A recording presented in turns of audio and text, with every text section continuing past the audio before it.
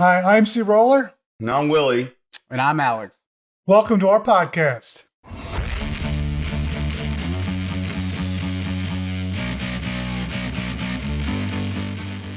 All right, on the podcast today, we're going to be talking about some things like weight loss, D&D, ghost hunting, some other hobbies that we have. Oh, ghost hunting, huh? Yeah.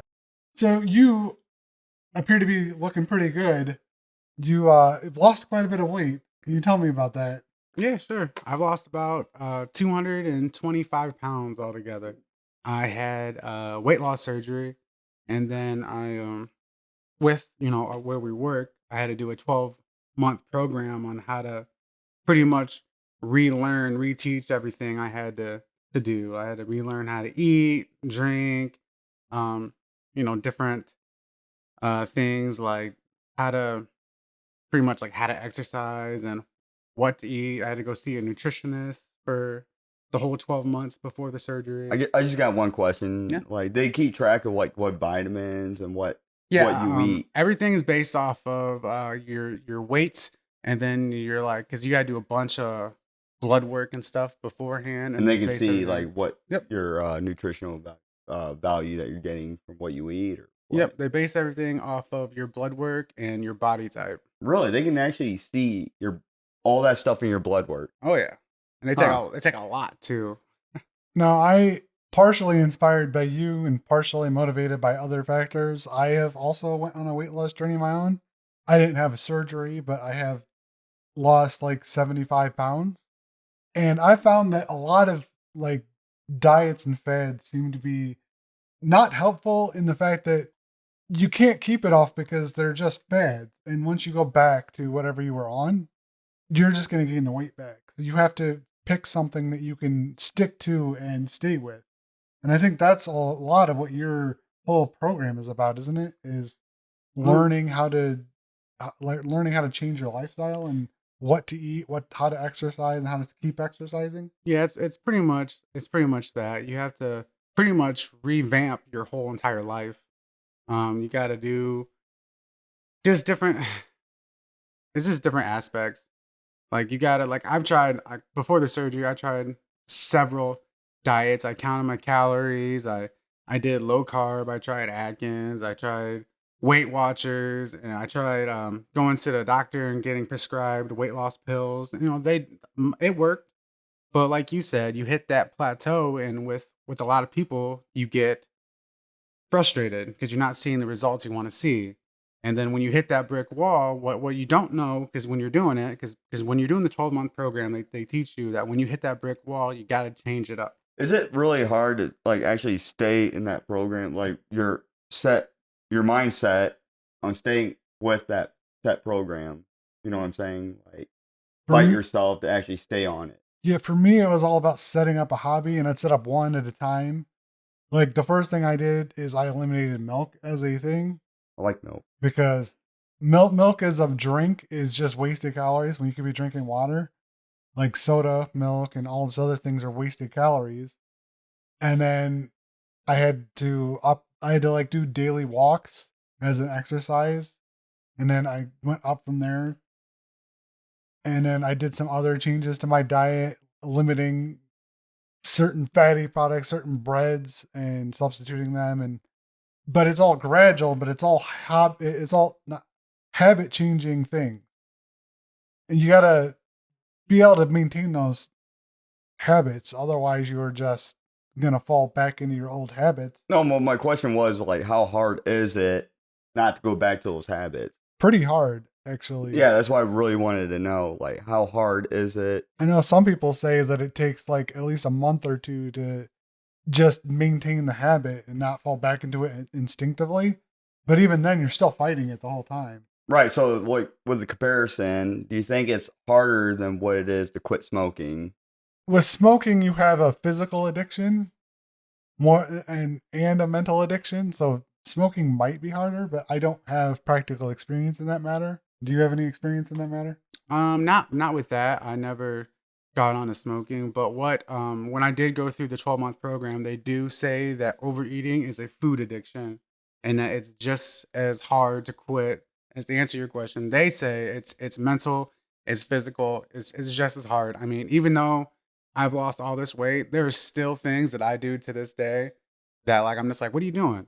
Like even though like I physically can't eat as much as I used to, I still find myself if I'm sitting at home bored, I'll go open up the fridge and just kind of looking at.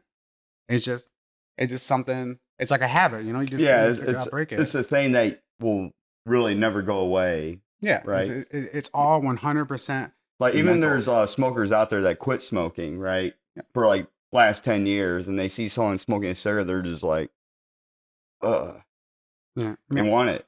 I don't know how true it is, but I've known a couple addicts who've been addicted to medication, like just like pills, like Percocets and Vicodin and stuff like that, and Yeah. and they say to this day that their motto is once an addict, always an addict, because they just said that it's just so embedded into their memory. Even people with gambling, like they go and they see lights or they hear the ding ding ding ding ding, and they're just like, I'm not saying that like all addiction is drug related. It's all about your what your brain wants, you know, wants your Yes. body to do. Like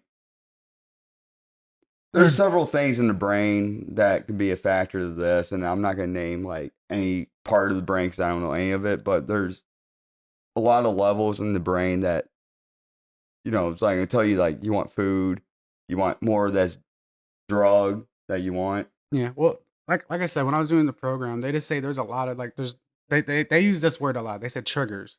Triggers. That's Yep. that's what There's a lot that's of what I wanted. triggers, and the major one is your emotions.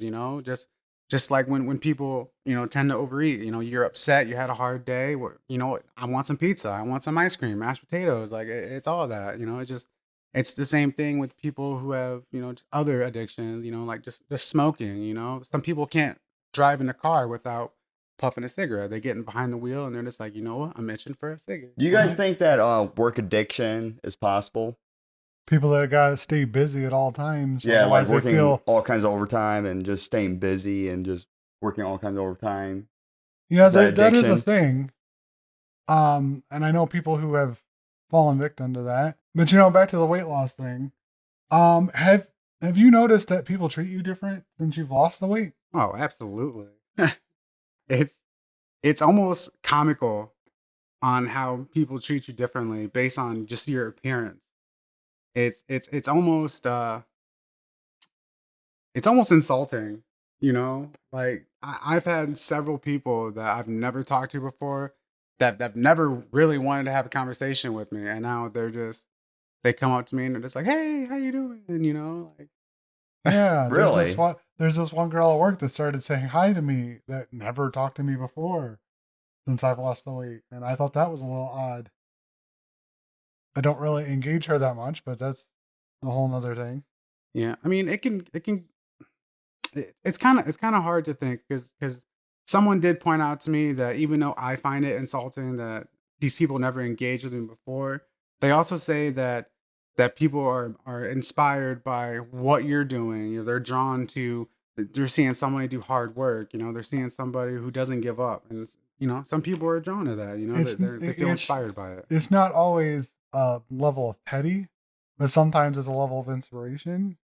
But even then, it's like sometimes I feel like there's the internal conflict of self doubt for those people who have been at a higher weight, and you're constantly thinking, well, like, where were you when I was bigger?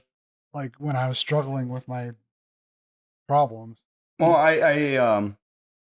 I like the fact that compliment helps you guys accomplish more on your weight loss. So I don't really have anything to say about that, but it's good that you get compliments.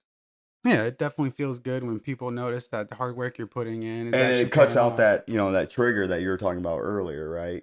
Oh yeah. Yeah.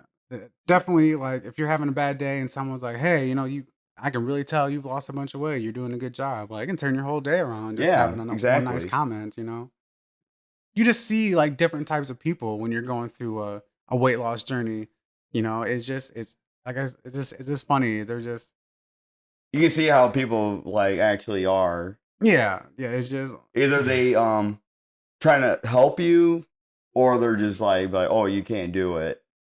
right? Like there are mean, disgusting people out there.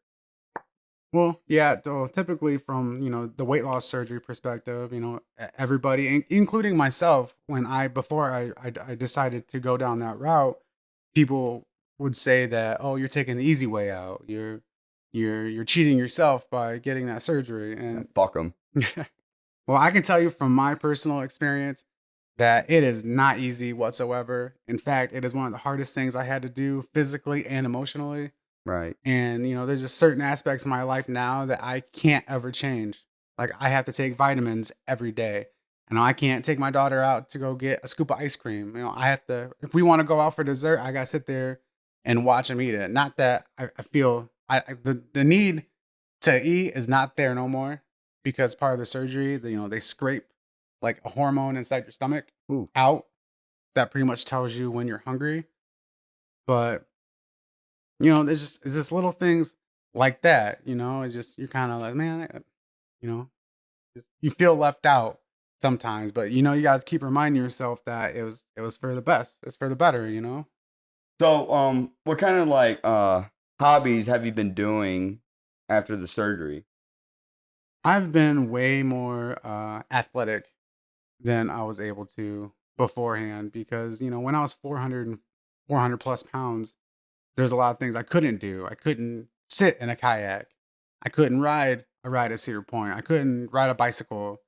I couldn't go hiking without 5 minutes into it having to catch my breath or my knees start hurting. It was Oh, I just definitely get that knees start hurting thing. I've noticed I can go on longer hikes. Like I went on a hike with my parents, like before I started. They did this hike and we went around, and by the end of it I was tired, worn out, and they were still ready to go another lap around the place, and I'm like, "No, I'm done." So I definitely feel that cuz it was mostly my knees. I wasn't physically tired, but my knees were hurting to the point that I had to sit down. And I don't have that problem as much anymore. Is it because the knees are holding a lot of like weight, or Yeah, I think it's the knees because are of the not meant to stress. hold like a lot of? It's because of the stress on the knees and the posture you have when you are at that, and just various things that all combined into knee problems, back problems, feet problems, just a bunch of problems you have when you're overweight. And I think, Ankle problems too, right? yeah, I had less ankle problems more as feet and knees, but I know some people have ankle problems. And I think, like, in a general advice, losing weight is always a good thing, but I don't want to discourage anybody to be happy with where they are. I just think that you might sometimes be better off health wise if you were to improve. I always think that improving one thing at all times is a good thing in my life, whether it's my physical health or whether it's my technical abilities. Like I have certain hobbies that are work with computers. I try to improve on those, or my personal, like my communication skills, I try to improve on. So I always am improving something. And I think health is one that is definitely a point that I think everybody can can improve Well, I on. think a lot of people throughout the world, health is the last thing they want to improve on. They want to, improve on things education and like learning how to do things. And no one thinks about health. Hello, this is CRollur. I hope you're enjoying the podcast. If you are, please share this with your friends and family. The podcast is available on Stitcher, Apple Podcasts, Google Podcasts, and of course Spotify. Now back to the podcast where we talk about D&D and ghost hunting. But what other hobbies do you have? I mean, video games. Uh, Speaking of That's a that, main. a oh video crap, game that we have just picked up is that new crap. Diablo Immortal. Um, I know this will be like 2 weeks old by the time this actually goes out, but we just picked it up and we're playing it. Have you played it yet? I have not got the chance to play it yet. I feel like it's kind of like Diablo 2 and 3, like a mesh between the two. Because I think the graphics are set down a little bit from Diablo 3, just so that it hits better on phones. but it has a lot of the ease of life of Diablo 3. I mean, it definitely sounds interesting. I know I'm definitely interested in it. I'm gonna download it. I just life, man. I'm getting done with the move. Just moved houses, and I'm just trying to get everything unpacked and moved around. Sounds like you're doing pretty good. I'm trying. At least you're trying. You're Yeah, but moving if up you in- decide, once you download it and you decide to join a clan, join the CRollur and Willy podcast clan. I hope to God that's not the name. Oh, it's the name. I think you should call it the Sea Willy clan Yeah, I mean that'll work. Okay, or the Willy Roller. Willy roll. but Diablo and other games like that, they all have similarities to another game that I know that both me and you have played, which is D&D. Doesn't You- Diablo kind of go into the perspective of D&D? Only a little. I mean, it would be one setting amongst many settings. There's dragons within in D&D. there. There are dragons in D&D. I don't remember any in Diablo. Yeah, but I'm pretty sure the final boss, dragon. It's a demon of some sort. Well, demon dragon. Do you want to share any experiences that you've had so far? With D&D. Yeah. I've had an amazing experience. I haven't got to actually do a physical group meeting, but I have done it online, and it's not what I was expecting. It was, I was expecting it to be. I'm not gonna lie. I'm gonna be honest with you. I was expecting it to be a little dull, but I was taken back with the creativity and the imagination that it goes on with there, and you really start getting into it when you're playing it. You're at the computer. There's a couple times where the first campaign I did, where I was a wizard or a warlock, but I was attacking and I was physically like waving a wand that wasn't in my hand, trying to do an attack. Like it was cracking me up, but like it was really fun. Yeah, I tend to run games that are more like storytelling, but there are multiple types of games. There's like beer and pretzel games, which is basically just fun and laughter and hack and slash games, and then there's more of, as they say, like Game of Thrones games where it's very political. But I go with the storytelling type games, and I think that helps engage people a lot more. I never even tried D&D, so Do you have any questions about it though? yeah, I have several questions about it. Like, I wanted to jump into the game. Can I be like a level 10 wizard if I wanted to? I mean, I suggest people starting off lower level because there's a lot more to learn about your character. But if you do a one shot, you can jump in at level 10. I mean, that's not. Yeah, and I just fuck everything up, and everyone relies on me to help them. It just, the reason I don't suggest that for a new person is because at level 10, you have so many abilities and so many things you can do that it's hard sifting through them if you haven't went through level by level, getting there and knowing each level. You definitely. You guys forget never what you had have. that problem, though, of some person jumping in your game that automatically said that they're level 8 or, higher level than what you guys are. No, But I what if don't- they knew what they were doing and I they don't- automatically level themselves up? I pretty much set everybody at the same level. And as a DM, I make the ultimate ruling on that. And I tend to do friends of friends for the very reason. Right, but there's places out there that they have these D&D, parties. It could be at a coffee shop, whatever, and a new person can join into it and just jump right into the game. Yeah. Well, I know from just doing the campaigns that I've been in that you pretty much have like a set rule. Like Oh. the person who's DMing will tell you, hey, we're gonna start off at this level. You pick your character and you go from there. There's other campaigns where they do like a 1 day campaign. Yeah. Where it's you called can a- start. You guys it's ever not a had a problem one-shot. with people? You guys ever had a problem with people backing out of the game too? Yeah, we've had people back out of games and stuff. And it sucks because you want everybody to be there and enjoy it, but not everybody is going to be there all the time, and not everybody enjoys whatever you're doing all the time. So if you're not meshing with the group, or if the group's not meshing with you, that is a very valid reason not to be part of that particular group or to back out. So you play D&D too, right? I haven't in a I'm while. I'm currently playing in Cleveland. Oh, I'm gonna make my own group. I actually kind of want that. I would love to get some people locally around here. Right.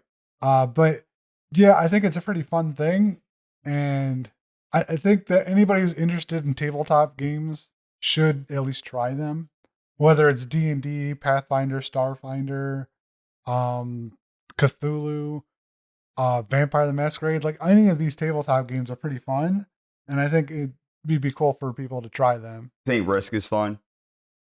Risk is a board game, not a tabletop RPG, but I do find it fun. All right. There's a different thing. Technically, board games are tabletop games, but they're not tabletop RPGs. We're talking about different categories. Well, we'll make Risk into an RPG game. Have you ran into more people wanting to play D&D more since, like, let's just give an example, like Stranger Things have come out, and that's kind of based around. Was it? I feel like the pushing towards more people wanting to play has started before that, and I think it's only increased because of Stranger Things. I found that one of the biggest things that was pushing it is probably shows like Critical Role or Dimension 20 or like just other YouTube and Twitch streams of D&D where people can watch other people play and it gets them interested in playing. Oh, definitely. I've seen a lot of people do things on Twitch and YouTube. I mean, I got a buddy who spends 4 or 5 hours every day watching other people open up Pokemon cards. Like, I personally can't imagine that one, but I'm sure people enjoy it. Card collecting is one of those things where I think it's better in person. Although then Yeah, again, that's almost true. everything's better in person. But for some reason, around gaming, there's always this group of people who like to watch it. I mean, it's a whole genre of videos on YouTube, even gaming channels and Right, stuff. but I don't want to watch someone play a game when I can do it myself. So Yeah. I disagree with those kind of groups of people because if I want to do a game like that, I'm gonna just make my own. I mean, I know for me, I like to watch it only like if I'm thinking about buying a video game. Like you can't just go out to, you know, You ruin the a family storyline video. though if you. I just watch a little bit of it. I find that it's better to watch reviews and stuff because a lot of the review people get an early copy of You're talking it. about the reading reviews, not the like gameplay reviews, right? No, they're actual gameplay reviews, but usually they play through the game and they only show you non-important clips that Yeah, aren't but that storyline. ruins the game for me because I'm like, oh, I seen this on the video. Yeah, but they cut out they cut out like the major story plots, so you're not ruining the story. You're just seeing gameplay at its Well, I don't raw. want to sit there and be beating up bats when I see it on the video. I mean, you can take it to the extreme, but if you want to see what the game is like, I think review places are probably the better ones, just because they will play it and tell you what they liked and what they didn't like about it, and they might show you a small sample of gameplay, but they will never. Well, I can't say they will Ruin it. never, but most of the ones that I watch Like don't IGN. actually show you storyline gameplay. They'll just show you like for fighting games, they'll show you a bit of fighting, but they won't show you like The whole storyline. Yeah. Yeah, just like a bit to give you a little taste. Yeah. Okay.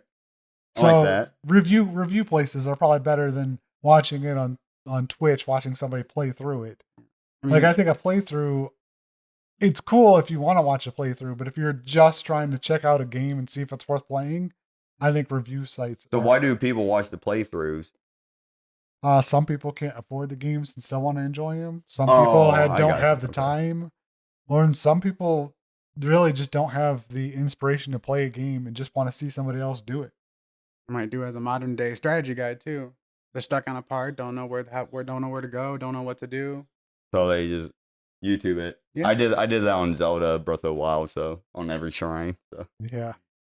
on every shrine. Yeah, and there's also lots of games on Twitch that people do speed runs too. It's like a whole competition of people seeing how fast they can get through a gameplay. And it's It's a I've big been- thing now, huh? I've been down that rabbit hole. It's easy to get stuck down there. I think the funnest, if you're gonna look for speed runs, the funnest ones are always the ones where they find some type of glitch to get through part of the game. Oh yeah. I think the ones I know about are the ones in Zelda and the ones in like the original Super Mario Brothers. Like, tried I know to- there's one where if you jump at the right angle, you actually glitch into a block and can jump again up above a point where you're not supposed to. And you can just run across the level. Well, I tried to speed run Mario 2 Brothers 3, and that didn't turn out good. I got maybe to like the first world, and that was it. You can't just run through the map and like dodge everything. It's almost impossible. I'd like to see a speed run on that one to see what they do in that case. But I haven't seen it. I usually watch the original, the old NES. But Yeah, do you know there's ghosts in Mario? No things like as soon as you turn around, they just like come after you. But then you have to look them in the eye, and they're like, "Yeah, fuck this plumber."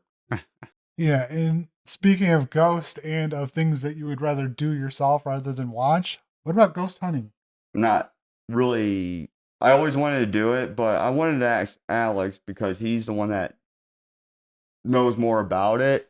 I just want to know what kind of equipment you need and where you would have to go for the ghost hunting. I mean, I haven't done it in a long time, but if you're just looking for like a basic, like, let's have a couple drinks and let's go out and try to get scared, I would do some type of camera. Cemetery. You're gonna want to be, at night, so probably not some type of night vision. You're gonna want a digital recorder, and then you can get them on Amazon. But I have it. It's called a Spirit Box. What it is the AM/FM transmitter radio that sweeps frequencies. And supposedly that when you're changing the channel at a high rate, it's given a constant white noise or static noise. And supposedly ghosts can communicate through that white noise. Really? Yeah. So you did research on it, and supposedly they say it worked. Yeah. Well, I did some research, and then, I did a lot of, just watching the TV shows just because, you get Oh, into it. I want to ask you: is there like certain like ghost shows you seem like they're fake, or do you think they're all real? I definitely don't think that they're all real. Some of them seem staged. Um, You gotta remember at the end of the day that they're all on TV, so they're probably actors. But a couple of like the Like, Ghost Adventure show, there's I've seen a couple of like original documentaries they did before this, like their documentary before they were a TV show. Like they were legitimately scared. yeah, I believe that because I was watching them for a while, but then I watched some other ghost shows. I can't like name them on top, but I just I don't know. I just feel like they were staged in a lot of them. And like I kind of wanted to go out and get my own gear and just try it out myself.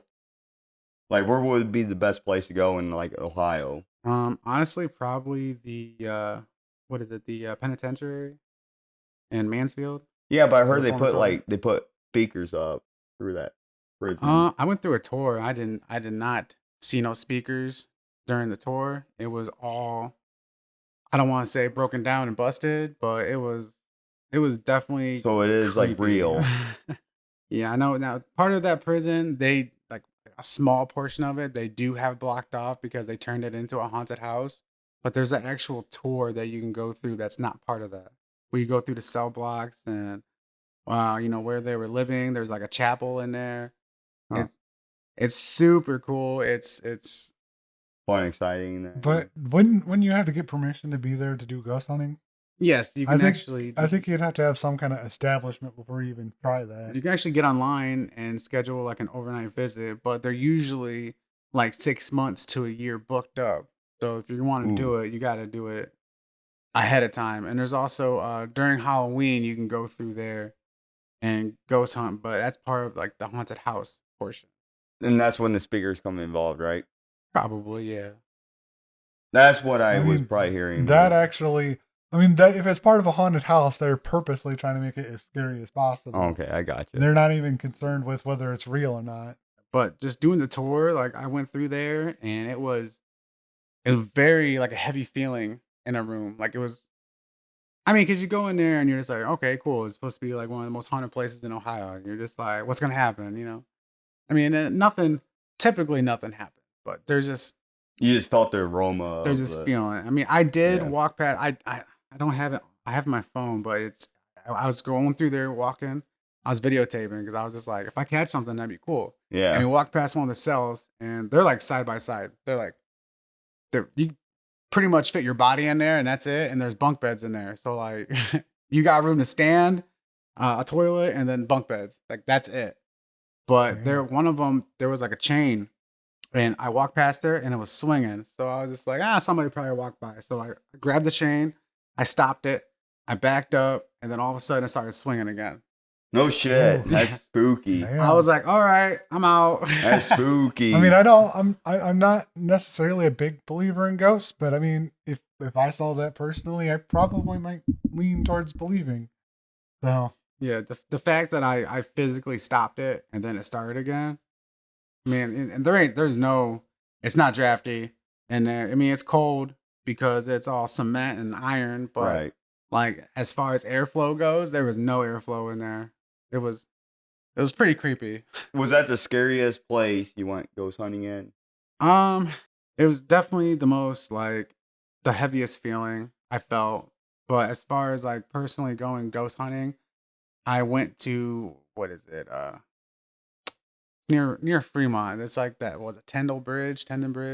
Okay, It's yeah. like a blue one. Well, supposedly because when I would go ghost hunting, I would go and like YouTube or Google like haunted places to visit in Ohio. You can also look at the the Ghost Stories of Ohio? They're like a series of books where people give like testimonies on what's haunted and they share their experience on there. But one of them was that a lady got into an accident and she died trying to save her baby down there. So I went down there with a spirit box and a digital recorder, and I heard a lady saying help me on the box. You heard that? Yeah, I heard it. And that's funny because when you buy it on Amazon, it gives you instructions on what to say before you start and what to say when you end. It's supposed because when you communicate with spirits, they have an opportunity to bind themselves to you and follow you home. So they follow you home? They can. Some can. Is that what happened with Annabelle? If you're a believer. Annabelle, I think, is attached to a doll. So wherever the doll goes, that's where spirit goes. Oh, that's fucked up. I bought a replica. Is it weird? Yeah, it's weird. Yeah, but right before I left, this is why I quit doing it. Because right before I left, the ending, they call it a prayer. You just say, any spirits that I've communicated or any spirits have attempted to communicate with me, you are not allowed to bind yourself to me. You're not allowed to come with me. You're not allowed to come with anybody that's here with me. You are to stay here. And after I said that, a creepy voice, which I have recorded, I gotta get the recorder. It says, "We'll see." All my hair on my arm stood up. Oh shit. As soon as it happened, my phone died. The digital recorder died. How much battery you had in your phone at the time? It was about like 75%. And it just completely died. Wiped it. The digital recorder died, and I just put whenever I do, a ghost hunt, I put fresh batteries in them, like brand new right out of the pack, and they died completely. The digital recorder died, and the spirit box died. Yeah, I don't want to mess with that. Yeah, that is creepy. I mean, for sure. I've never really heard of anything like that around here, but you said that happened around here? Yeah. Well, that's the first one. Well, I'll tell you what though. CRollur and Willy's gonna have to go ghost hunting with Alex over here and see, check that area out. Go ghost hunting. We're gonna go ghost hunting. We'll make sure that we put the footage on the next podcast, earlier. I'm gonna have to be the tough guy though. You're gonna be a tough guy. Yeah, you're gonna be a tough guy. No, I'll run. No, I'll probably just throw a tampon at one of them and take off running. So Haunted Ohio. That's what the books are called. Haunted Ohio. That's what the books are called. That's what I did. I would go through and I'm like, okay, that's near where I am. Let's go. We're doing a road trip. What's another one? Another one I went to some kind of memorial, like a cemetery, was it Gatlinburg, I think? Where's that located? Name like a big city around it. I can't remember if I'm being honest with you. Oh. But I went to the cemetery. It's very like a war There's some kind of battle happened there. So there's lots of like, like veteran stuff, a lot of memorial stuff. There's like cannon replicas there. But while I was recording, didn't hear anything when I was there. Didn't see anything. I went home, replayed the recording, and you could hear cannons going off, and the digital recorder, just the, and it just You happened. say Gatlinburg I'm pretty sure that's where. in Ohio. Yeah. So there was a battle like in the Civil War in Ohio then? I'm sure it made its way. Huh. I'm not up on my historical events because I might have to look that one up. seems like once you get out of school, you kind of just Right. forget everything. Any words of wisdom? I just got to say that anyone who is interested in doing some type of bettering themselves as an individual, it is hard, but the chase and the feeling of accomplishment that you get when you're done, it's worth way more than the struggle that you think it's going to be. Yes, it's going to be hard. There's going to be changes, and like I said, I've spoken about a lot of personal experiences from my end, but you have to want that change, and a lot of people are scared of change, and I just want to let you know that that's normal. It's normal to be scared. I was scared when I did it. There's still things that scare me about it today. But at the end of the day, when I was at that doctor's office and he looked at me dead in the eye and told me I was going to die in 5 years if I didn't do something different, it really just makes you question like what you're doing as a person. And I just, like at that moment, I just pictured my daughter, standing at my gravesite while I was 30. So she was my major motivation because I wanted to see her grow up and I wanted to see what, she became as an adult and as a person, as an individual.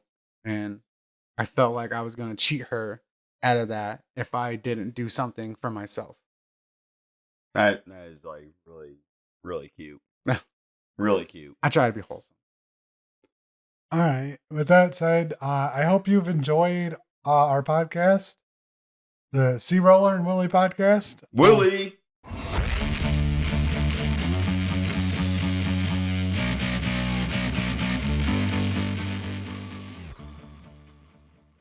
Oh, we're being recorded? Wow. Can't That even is give us a fucked up. heads up. Where's the little thingy, little action thing?